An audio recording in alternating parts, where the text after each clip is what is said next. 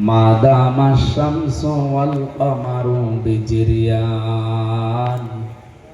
والنجم والشجر يسجدان سبحانك لا علم لنا إلا ما علمتنا إنك أنت العليم الحكيم জবান খুলে পড়েন আউযু বিল্লাহি মিনাশ শাইতানির রাজিম বিসমিল্লাহির রহমানির রহিম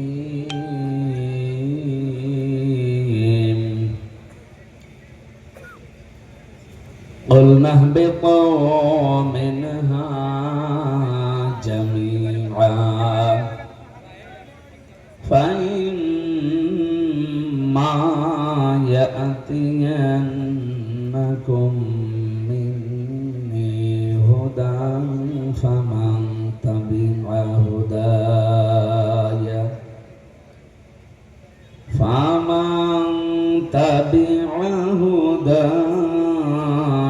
فَلَا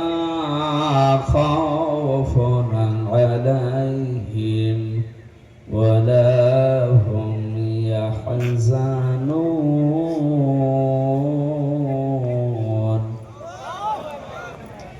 صدقت يا ربنا عن أبي هريرة رضي الله تعالى عنه قال قال النبي صلى الله عليه وسلم كل بني آدم خطاء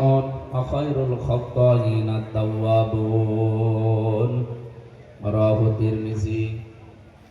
وقال تعالى في شان حبيبي ما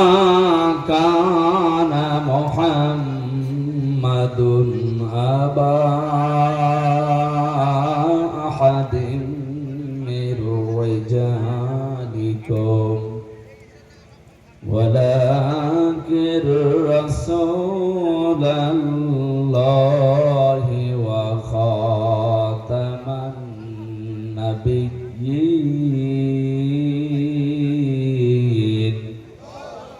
اللهم صل على محمد وآله وصحبه وبارك وسلم بلغ العلا بكماله كشف الدجى بجماله حسنت جميع خصاله صلوا عليه وآله الحمد لله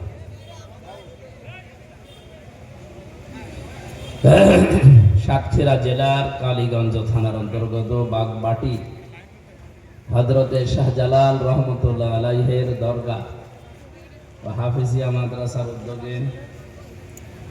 ৪৪তম মহাবিশ্বের মহাবিশ্বর আমাদের মালিক আমাদের মনিব মহান রব্বুল ইজ্জাত ওয়াল জালালের মুখের পবিত্র বাণী কোরআন কারীম। এই মহতী অনুষ্ঠানের সম্মানিত সভাপতি জনাব আলহাজ আনিসুর রহমান গাজী, এতক্ষণ যারা কথা বললেন মাওলানা হুসাইন মাহফুজ চুয়াডাঙ্গা, মাওলানা মিরাজ হুসাইন সাতক্ষীরা, হাফেজ কারি শফিকুল ইসলাম সাতক্ষীরা, আলেমদের কথাগুলো আমল করার তৌফিক কামনা করছে, আল্লাহ যেন দান করেন, বলেন আমিন। মঞ্চে বসা ওলামায়ে কেরাম, সামনে বসা মুসলমান ভাইরা, পর্দার আড়ালের সম্মানিতা মা এবং বোনেরা, বিশেষ করে নিজেদের মা বাবা, স্ত্রী পুত্র সন্তানাদি ছেড়ে দিয়ে বাংলার বিভিন্ন প্রান্ত থেকে এসে এই সাতক্ষীরার মাঠ